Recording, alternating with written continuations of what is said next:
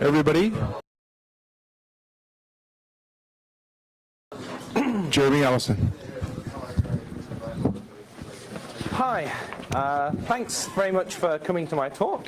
We had a little technical difficulties, so the top and bottom of the slides may be a little truncated, I'm afraid. We'll have to work around that.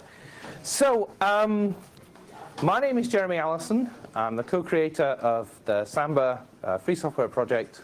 My day job is working for Google Open Source Programs Office, but I want to make absolutely clear, and the best way of doing this is by doing this.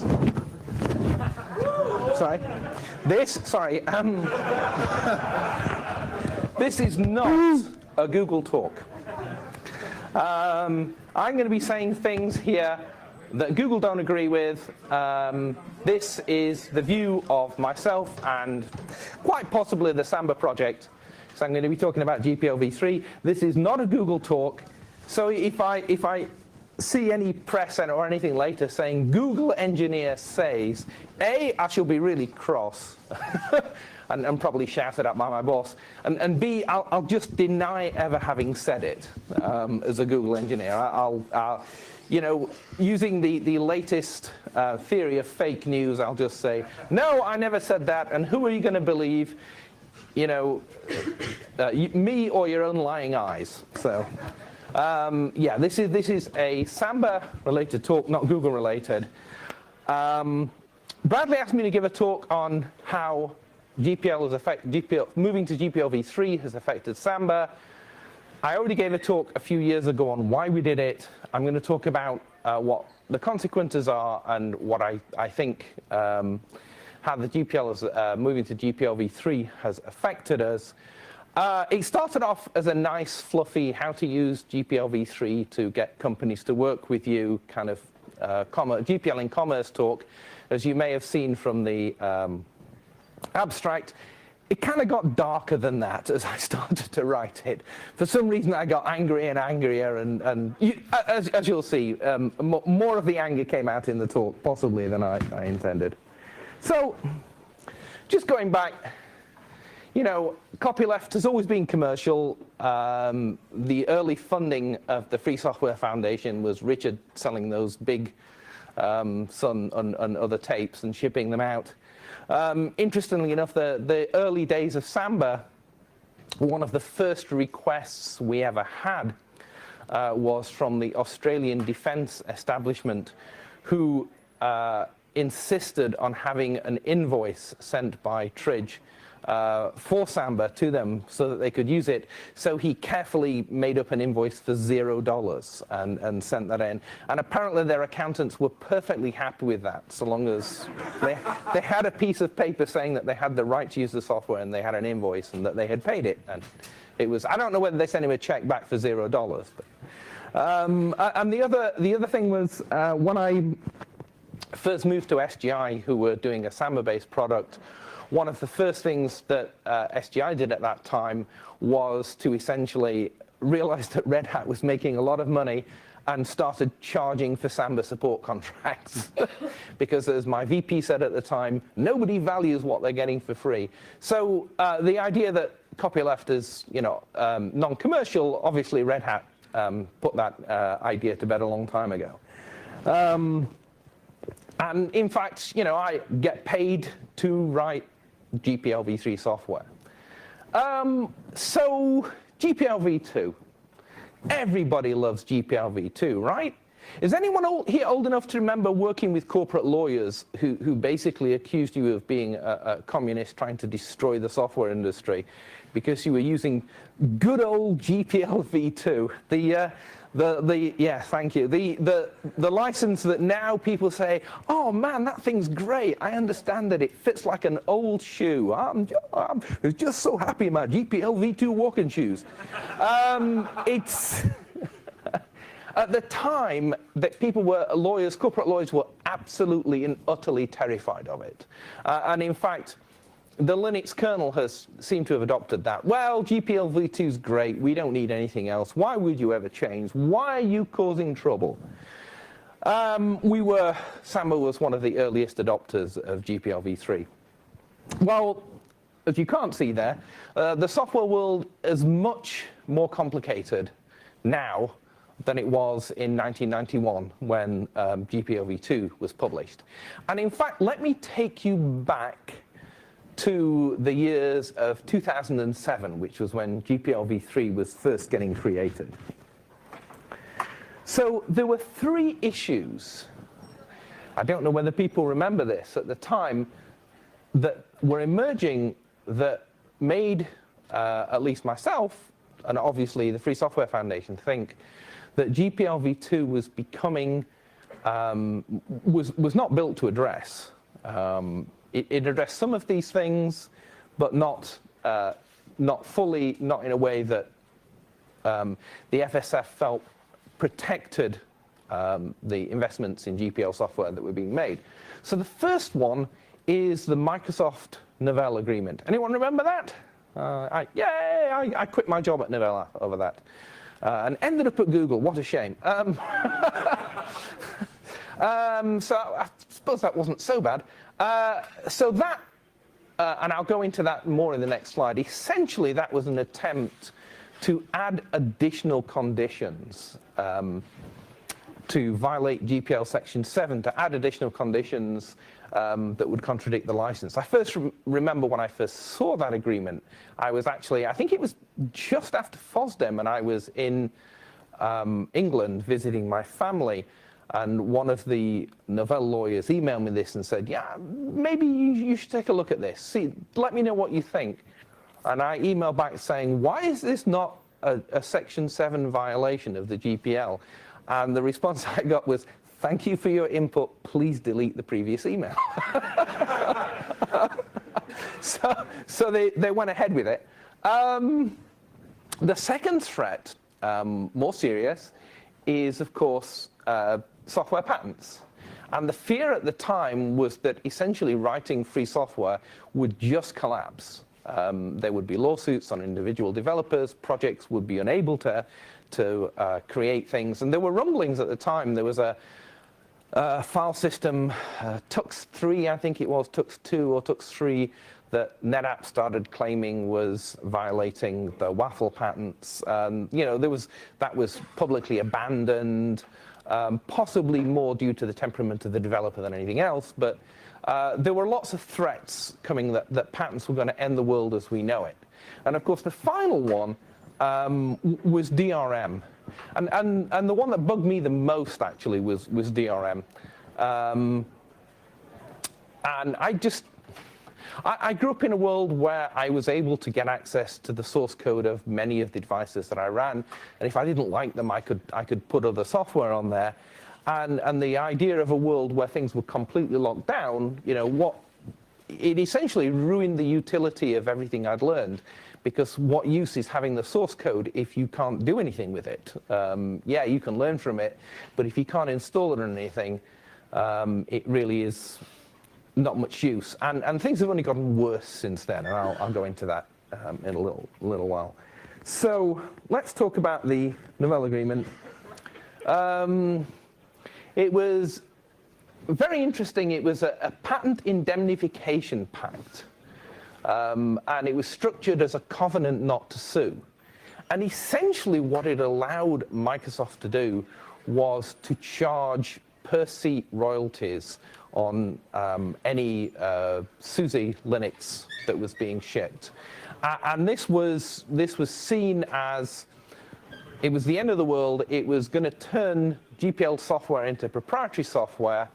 There's actually a wonderful quote from one of the VPs at Red Hat basically saying, after this agreement, in 1 year's time, SUSE will have collapsed. There will only be Red Hat as the last standing Linux distributor, etc. Which didn't happen, but yeah, it was nice wishful thinking. So what actually did happen? Well, it didn't really matter. Because essentially, companies violate Section 7 all the time. And they do add additional conditions. You can't see the last line which says, I don't have proof of this. So what happened was they just kept cross-licensing patents. under NDA to companies, TomTom, you name it. The interesting case was the Barnes & Noble one, because they actually published, I think, one of the proposed agreements because they refused to sign it. Eventually, they did sign a cross-license. At one point, it was $2 billion a year business for Microsoft, which is, I mean, it's not a lot for them, but it's not quite pocket change either. It funds the department, I guess. And they're still doing that. But the big thing that changed between the specific Microsoft and Novell deal is that, and I genuinely believe this, Microsoft has changed, and they now, I wouldn't say they're an open source company, but they have learned to live with open source and will increasingly learn to use it commercially ongoing. I remember having a dinner with a Microsoft VP in Mountain View Tide House and telling him, why don't you guys put SQL Server on Linux? You're crazy, you should have done this years ago, why won't you do it? And him holding his head in his hands and saying, the Windows team won't let me. They were frightened that it was going to take away their monopoly power on Windows. And now, last year, SQL Server is coming to Windows. Change has come. Microsoft is no longer the threat to free software, and it's all about money makes the world go round. They finally figured out how to make money on open source free software. And the other thing is, I've actually heard from engineers, because it's always engineers who pass you the real dirt, that most companies who want to do cross-licensing just do so with no thought whatsoever to how this is violating any of the terms. They just do it. They do it under NDA. No one ever hears about it. I have no proof whatsoever. Nobody will go on record as saying, yes, my company signed an NDA agreement that cross-licensed patents that violated GPLv2 or 3, but these things, I believe, happen all the time. If anyone wants to stand up and say, yes, my company does that, yeah, great. Feel free to do so. I'd be very happy to talk to you. So that moves on to the next thing that the GPLv3 was trying to address, which is software patents. And that's, if you can't see, that's actually a little map of East Texas, the rocket docket. So Scott Peterson, I don't think he's here. He's getting a lot of good press in these talks.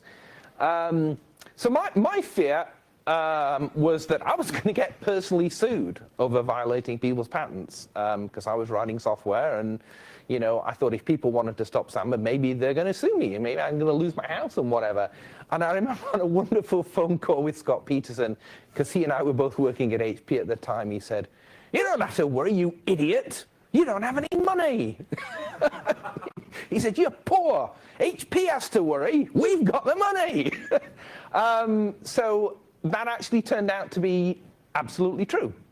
Many people, patent trolls, have sued. It's become a multi-billion-dollar industry, mainly centered in East Texas, which is a very interesting place. There's a marvelous American, I think it's This American Life or Planet Money, do a wonderful, they did a wonderful podcast on the companies headquartered in East Texas that are essentially a post office box inside one big building, that are the patent trolls. And yes, all software has suffered, but it hasn't specifically targeted free software or open source.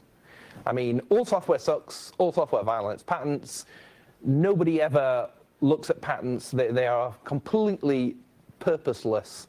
Their original intent was to teach people how to do things. No one ever looks at patents. Just a quick poll. Does anyone here whose company has actually ever said to an engineer, yes, you should look at patents so that we can discover this interesting new thing we can do? Anyone? Yes, what is that? Really? They asked you to look at patents. I'm sorry, where do you work? I'm just very curious. I work in a company called Coding Villain, and they asked you to look to they've asked. My God, you guys are not going to be in business long. Okay, sorry. Yes, another. Actually, my university encouraged me to do this. Universities don't count. They're crazy. I mean, they see patents as a profit center. I mean. No, they encouraged me to do the research. Oh, sure, and they almost certainly want to file so that they can sue other people. I mean, universities is not quite a non-practicing entity, but pretty damn close. But I'm very surprised. You are the only software company I've ever heard of who's done that, and good luck to you. Everyone else, at least in the US, is paranoidly warned, never ever look at this. You will be in severe danger. The triple damages, etc., are going to kill you if you do this. So, all right. So, how did the GPLv3 patent provisions cost us in Samba? Well, so Bradley told me an interesting story. I knew that Apple were involved in GPLv3 drafting. I knew they objected to the patent clause, but I didn't know exactly how. Apparently what they would do is say, we object to these clauses, and then when the FSF came back to them and said, oh, okay, what's wrong with the wording? What would you like us to change? How would you like it to be corrected? They never replied. So they just said, yes, we object to this. Well, how do you object to it? Well, we object to it. It's bad. So what they ended up doing was they pulled Samba. And in fact, they're slowly but surely pulling most GPL software, V2 or V3, it doesn't really matter for them. They've created a proprietary SMB2 server and removed Samba from Mac OS X. They're the only vendor to publicly say, we can't use Samba because it's GPLv3.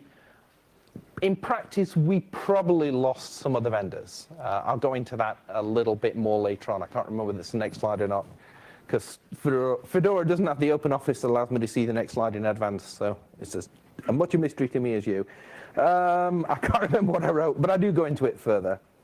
So yeah, that was discouraging. We probably lost some code contributions, but not that much. Most of the Apple code contributions were actually fixing Samba to work on macOS. So yeah, so here's an interesting thing. The confluence of two things, Samba moving to GPLv3 and Microsoft losing the EU antitrust case and then being forced to publish their protocols, which they ended up doing wholeheartedly and much more fully than the EU originally demanded. The EU demanded a certain set. They finally went, you know what, this is actually good for us, and they published everything. So the confluence of that created a market for alternative Samba. And there were actually two that got created, well, two or three. Now there's a couple more. They keep popping up, and it's interesting to look at what actually happens to them. They would actually advertise, you know, yes, this is all the good bits of Samba, but it's not GPLv3. In fact, one of them, which I found really amusing, was they implemented the documented parts of SMB2, and that company was actually saying, oh, well, if you want to support older Windows versions, just install Samba as well, and when we get calls that we don't understand, we'll just pass them through to the Samba piece, which kind of defeats the object as far as I can see. But anyway, so what happened to these guys? It's very interesting.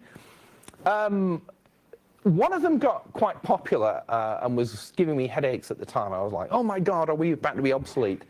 And they sold licenses to a number of our vendors who said, you guys are old, we're going with this new stuff, it's great. What actually turned out to happen was EMC had bought them, and there were so many bugs in it that they weren't critical customer data loss bugs, that they weren't getting fixed, that eventually EMC just said, screw it, we're going to buy the company. So they bought the company to get access to the source code and fixes and have the engineers work on their fixes, and they promptly terminated all the support contracts of every other vendor who was using it. So these guys were left completely in the lurch with unsupported software. With no bug fixes coming out. I know the guy who made the decision at EMC, and I sent him an email that just had one line that said, thank you for ridding me of this turbulent priest. And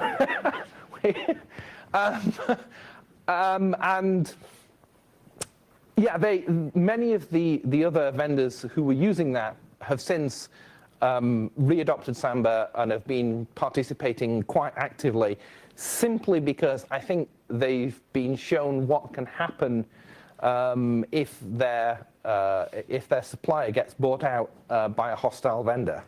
So that was kind of interesting. Yes, it cost us. I think we've kind of recovered along there.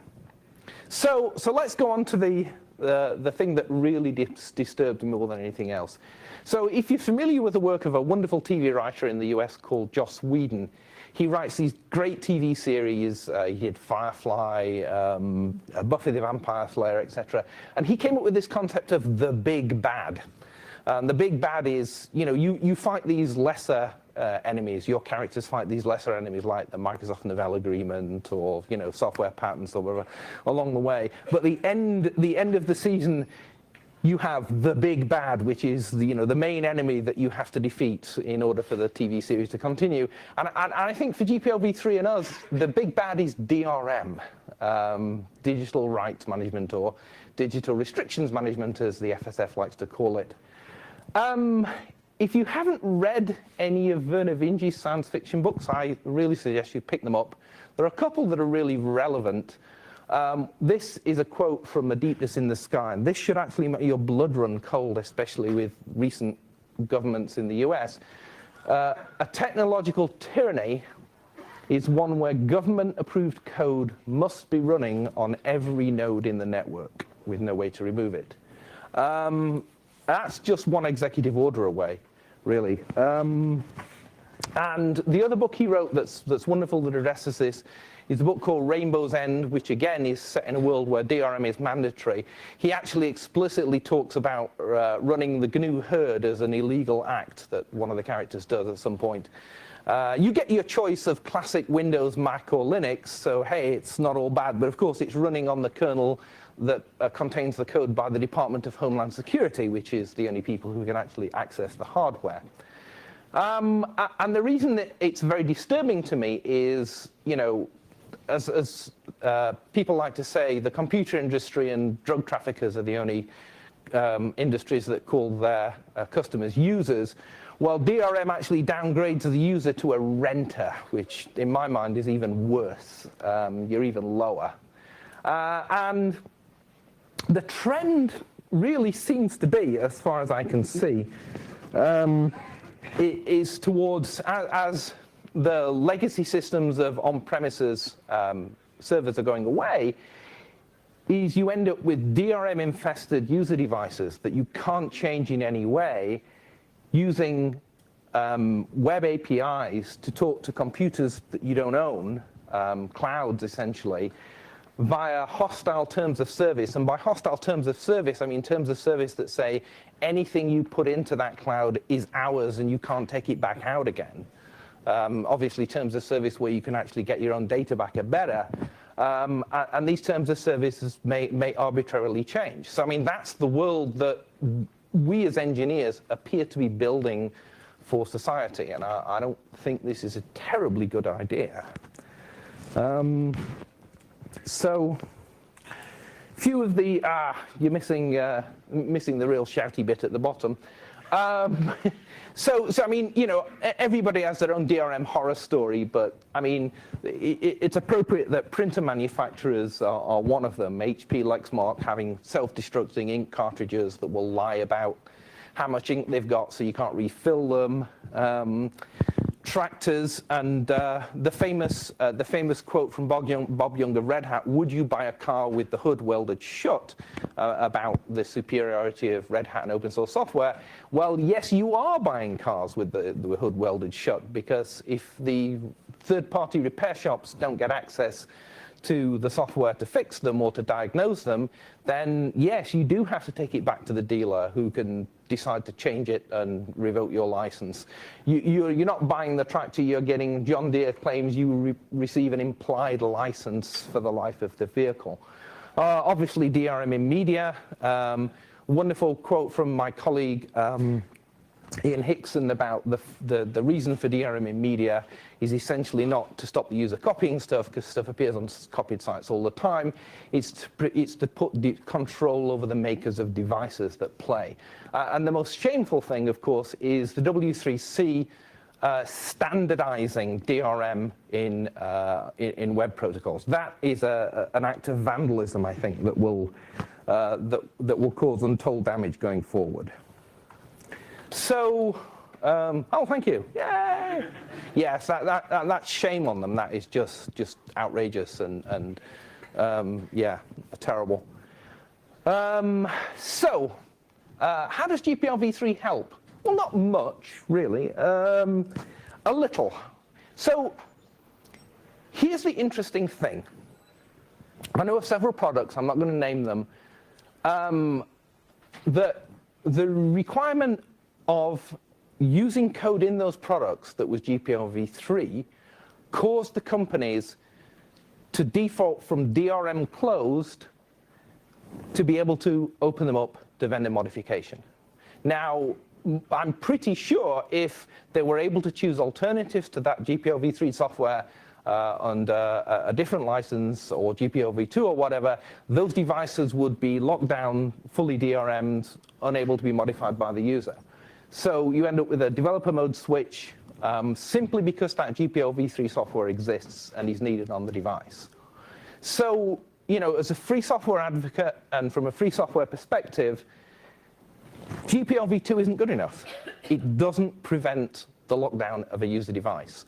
And I really don't want people to have lockdown user devices. It's too easy for lawyers at companies to say, well, allowing the user to modify it's risky, let's not do it, even though we're using GPL code, let's just lock it all down. And one of the things that we can help with is to try and educate vendors about the value of having open user communities. And the best examples for this I can see, are the routers, the DDWRT and others that are fully open because of the lawsuits brought by, I think it was the FSF in the early days. And the other one is, I think this was from the actions by Conservancy, I'm not 100% sure on that, allowing the Sammy Go TV community where you actually have a user community that allows you to replace the firmware on your TV, which is a great thing. I haven't done that, but. So how do we, so going from the shouty parts to try and be a little more positive, this was what it was supposed to be about in the first place. How do we in the Samba team actually try and work with vendors and get them over their lawyers who are sort of like, you know, you're removing my comfortable GPLv2 pair of shoes and making me wear these new hobnail boots, I don't like them, this GPLv3 stuff.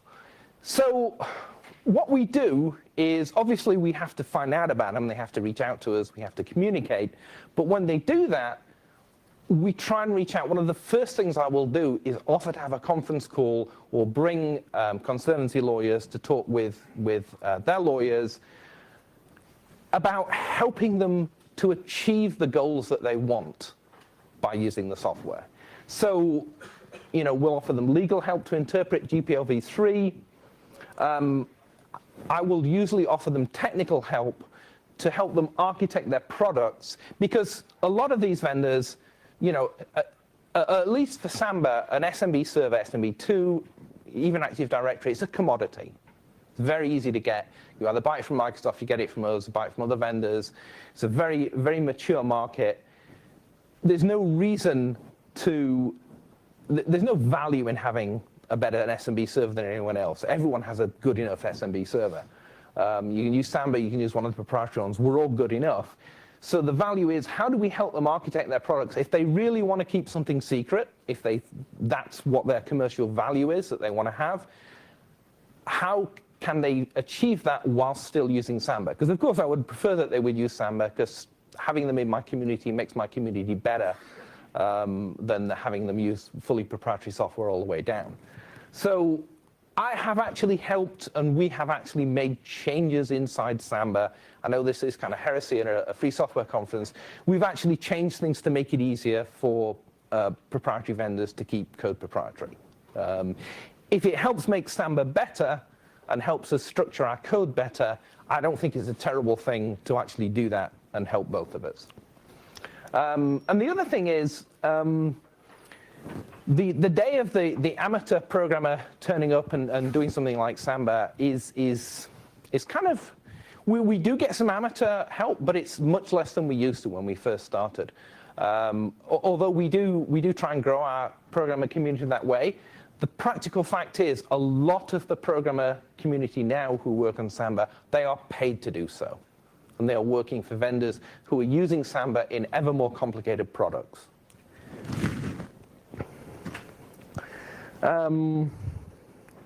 So how do we try and achieve this? Well, firstly, I try and get past the help desk and the legal staff and the management, and I try and get a relationship going directly with the engineers. Because most engineers, even people working for companies that create lockdown DRM-infested products, don't want to create lockdown DRM-infested products because they're engineers too, and they don't like, you know, if they're creating a lockdown router, they don't like the fact that if they had to buy a router, they don't want it to be locked down either. They want it to work, and they want to be able to fix it.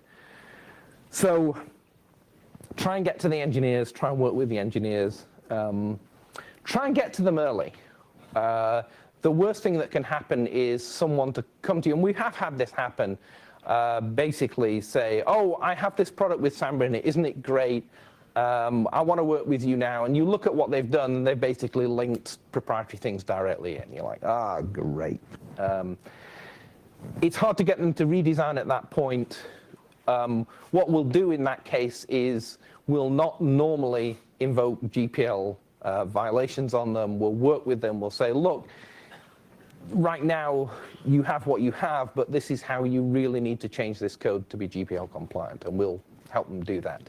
And then, of course, we encourage them to upstream their code changes. And we have actually a great success rate with that. We are very upfront with them about what they can do and what we'd like them to do in order to make Samba better. And if they want to design thing that's convenient for them and it also makes Samba better, then I'm happy to help. And in fact, I put a priority on reviewing their code and helping it get upstream. In fact, although I code a lot of what I'm doing these days is reviewing other people's code changes to Samba to essentially keep them happy and contributing, because I'm getting more out of that than I can sit and write in a day. So how can you make the hobnail boots of the GPLv3 work for your vendors? So don't try and compromise so far that you're essentially giving away everything. And I think Bradley's going to touch on this in his talk later on in his keynote, so I'm looking forward to that. Essentially, you have to stand up loud and proud and you say, I'm a free software developer, I don't like DRM, I don't like lockdown stuff, I don't really want to help you do that. I will help you use my code, I will help you integrate it with your proprietary stuff, but I'm not going to help you violate the very principles that made me create this code in the first place. I don't want lockdown environments. I want to be able to change stuff. Let me help you create a product that does what you need and will still do that. And it's possible. You can have DRM lockdown devices that can be, as I've mentioned before, that can be flipped with a switch into a developer mode. And at that point, you don't necessarily have to support it. You don't have to support the software anymore. You can restrict what it can do on the network, etc. The GPLv3 allows for all these things. To my understanding, most corporate lawyers haven't read it other than the fact of, wow, this is much longer than V2. It's more complex. Why don't we just stick with V2 stuff? So don't be too judgmental. If you are working with Hollywood, then DRM is, if you want access to that content, then you're going to have DRM. So be prepared to say, okay, you guys go buy someone else's SMB server or whatever. You just can't use that stuff. That's fine. You know, just be prepared to walk away, which is always good in any negotiation. And the other thing is, as many people have said here, it's very rare that violators are malicious. Yeah, occasionally, and kind of we all know who they are and where they are. But most violators are just clueless. My favorite one is an audio manufacturer who no source or offer in any of their products or whatever, and they actually advertise as a selling point. We have a custom Linux kernel-based product. I mean, that kind of disconnect is just gross stupidity. That's not... Those guys, they're not... They want to make nice audio. They don't really... You know, somebody gave them some software, they put it in, they're advertising it the best they know how. Those guys are not trying to rip people off. They're just dumb. So be nice to them. Be nice to them. Okay, so other things that we've learned over the years, distribute your copyright ownership. We have always preferred individual copyrights to corporate copyright. And that's an interesting case. It works on that kind of works on two levels. One, sometimes corporations like that. And originally, our first contributions from Microsoft, I think, came about because they thought, I'm not a lawyer, so I don't know whether this is true or not, but they considered that they might be able to get people to work on Samba under personal copyright, which would prevent exposing Microsoft-owned patents, because the people who were doing it were giving us personal copyright and not Microsoft copyright. Maybe. The other thing that smearing out copyright does is it avoids corporate capture. Now, the Linux kernel, I think, it's pretty close to being completely corporate owned. And once that's happened, you know, you see the fuss that happens when essentially corporate developers who are completely tied to their employer don't want to see any enforcement because it's going to damage their job. You don't really get much real enforcement in that case. So the other thing that GPLv3 allowed us to do is it allowed us to open up a little bit and allow some corporate copyright. We do that now. We have a certificate of ownership you send in. Once you've done that from a corporate email address, we will accept corporate copyright coming in. One of the reasons for that is actually an interesting, I'll do it very briefly. Essentially, in the early days of Samba, Tridge and I found out about a vendor who was violating the GPL by accident. They had bought a company that was selling an SMB server that they had taken Samba, put it inside a BSD kernel, linked the whole thing together and shipped it. And they were stuck. It was like, well, we're going to ship this product in 3 weeks. What do we do? The new owners had realized that this was a disaster. So Tridge and I essentially, because we were such majority copyright holders, it wasn't owned by a corporation, we were able to say to them, okay, we'll allow you to do this, and the next release do it right, which they did. And a third party, who should remain nameless, who was paying for work in Samba, tried to assert corporate ownership over this. And the reason that they gave for doing that was that they wanted to be able to sue other companies, essentially the Red Hat, what Richard was talking about at Red Hat, they wanted to be able to countersue somebody to stop them from distributing a product. So having large amounts of corporate ownership essentially takes those decisions out of the hands of the individual developer. And I have a great faith in the individual free software developer. Most of them, except for someone in Germany who Richard already talked about, seem to be very reasonable people. So using it to expand your community, most users understand why DRM is bad, but they don't really understand what alternatives that they have. Most users go for convenience, and they're kind of like, well, you know, it may be DRMs, but it's very easy to use. So you need to educate, and this is why we try and explain to our users why we use GPLv3. Obviously, we can only talk to the users on our mailing list. You're a complicated product, so you need most people using Samba in a complicated way need to have some interaction with this in order to use it successfully. the guys who just buy someone else's NAS don't really do that. But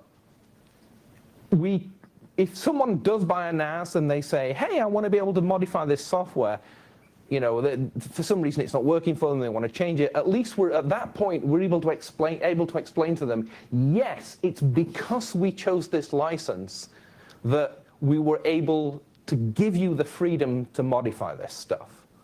If we were still on GPLv2, yeah, we could give you the source code, but good luck on changing it on your box. There's nothing you can do. And we have no redress or way of changing that whatsoever.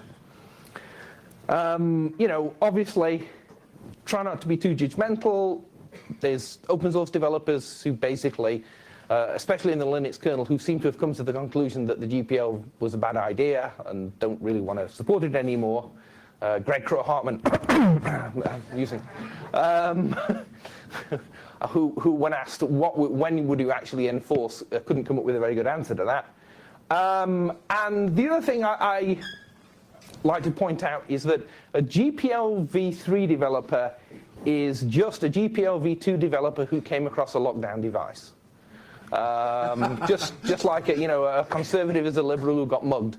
Eventually, GPLv2 only zealots are going to run into an ever-shrinking world of devices that they can do anything with outside of their employers, and I don't think they're going to like the world that they're hoping to make right now. So be nice to them when they change their mind. And that kind of I kind of screwed up. It was better when run off my laptop. So how does GPLv3 make the world a better place? How can you use it to make the world a better place? So the point, I hope, if you take away one point from this talk, I hope you realize that judicious creation of just small amounts of GPLv3 software can have a big effect on the vendor ecosystem. If those pieces of software are critical enough, important enough, they can they can be the ant that moves the rubber tree plant. They can force things in the positive direction. And is John Sullivan here? So FSF! Why is glibc not LGPLv3? Yes, I'm talking to you. He knew I was going to shout about this. I told him yesterday. So, your flagship license, all of your software needs to be under this. It is ridiculous that glibc is still under v2 only. I know why they did it. They're frightened. They're frightened of what's happening to GCC with CLang. They're frightened of it happening to glibc. And my comment to them is, that's going to happen anyway. The people who don't like GPL, who created CLang, they're going to do that to glibc whether you relicense or not. So why not make the world a better place and stand up for the principles that you're supposed to believe in? All right, and with that, bit of shouting, and I noticed John didn't turn up. I don't know where the slides are going to be, but wherever they are, I'll put them. So they'll be linked to the FOSDEM website on the page for your talk. Thank you very much, Jeremy. We have time for maybe one or two questions. First, and then to you.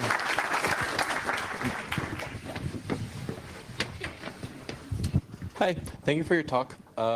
Just real quick question. On your corporate capture, can you mention a few projects that you think are vulnerable to this? And in addition, do you think that this corporate capture term can apply for non-relicensing sort of conditions? So, for example, if you have a large foundation which has a lot of control, even if it's not going to have the entire copyright ownership.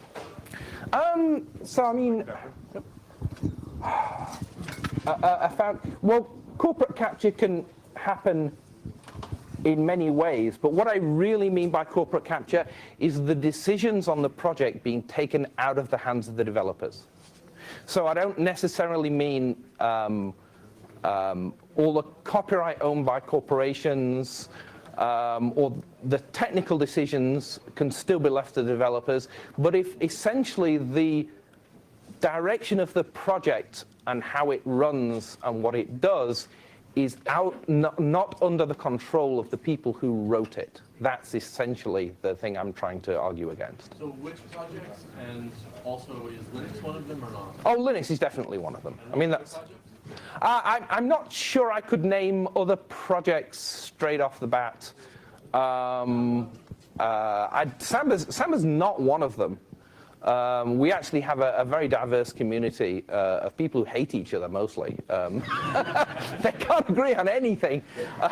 We actually had to go to, sorry, there's one more question, yeah. Okay, so I have a question about one point you did not address at all, which is when we have a system where we have safety issues, and so my team is working in the automotive sector, in fact inside automotive grade Linux, which is a fully open project, but we still cannot use GPLv3 because this is going to taint the full system of the car, and I think most of the people will understand that we cannot open the software of the car like we can open the software of a router. Okay? I'm not so sure that that's true. So as today, we've been asking the question on how, if we could implement a car with a secure boot where we could protect the software, the critical software, and have other software running GPLv3 that people could change, which is today not possible. So the end result is all the automotive project I'm aware of and any other critical project like in the industry, they just prevent using GPLv3 because we don't know how to handle that risk. And hang on a minute, you can absolutely do that so long as you don't use, if you have a system that you think is so critical that nobody should change it, then absolutely you can't be using GPLv3. But if you look at where have the accidents happened in automotive software, Tesla has essentially had accidents. None of that software is free software in any kind. So just by saying I won't use GPLv3 isn't going to protect you from the lawsuits. Okay, we have to wrap it up. Thank you so much, Jeremy. We'll have to take this outside. Itself that matters. Thank you.